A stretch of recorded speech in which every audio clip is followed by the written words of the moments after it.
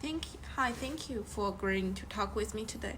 So before we begin, could you please tell me your name, your age, and a bit of your background, please?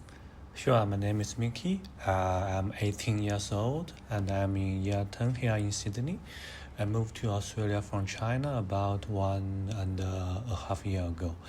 My first language is Mandarin and I am still learning English, especially academic English.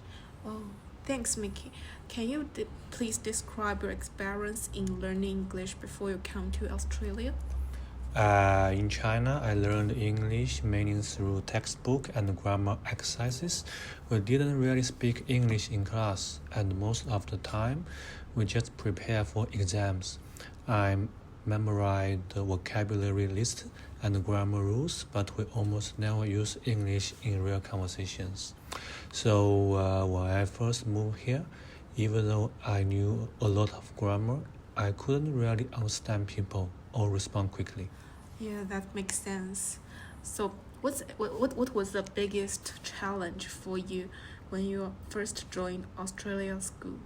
I think listening was the hardest. People here speak much faster than what I learned from school recordings. Sometimes teachers explain everything, but by the time I understand the first part, they are already talking about the next part. I also struggled with slang and ideas.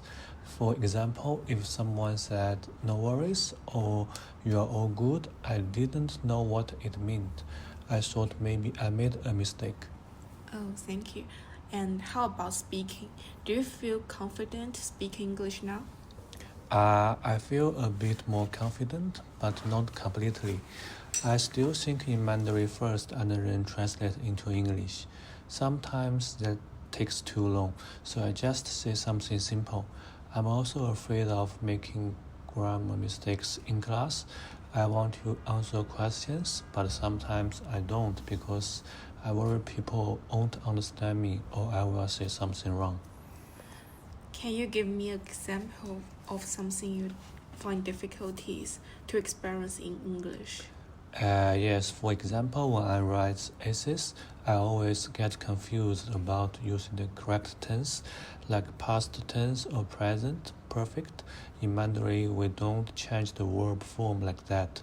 Sometimes my teacher marks it as missing inflection or wrong verb form. Also, articles like and the are really confusing because we don't have them in Chinese. I don't always know when to use them. That's a very common challenge for Mandarin speakers learners.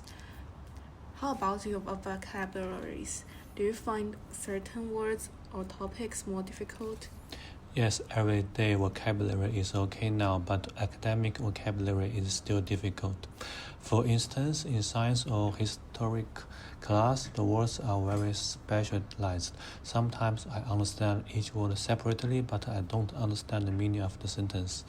In visual art, which is my favorite subject, it's easier because we can look at pictures and artwork. But when I need to analyze an artwork and talk about ideas, I don't always know the correct English terms. Finally, is there anything you wish your teachers understood better about students who are learning English as an additional language? I hope teachers can understand that sometimes we are quiet not because we are lazy or not paying attention, but because we are still processing the language. It just takes us more time, and using our first language doesn't mean we are not trying. Sometimes it's the only way we can understand sometimes. If teachers can be patient and give us some support, it really helps. Thank you, Mickey. It has been very helpful. I appreciate your honesty and your insights. Thank you. Thank you.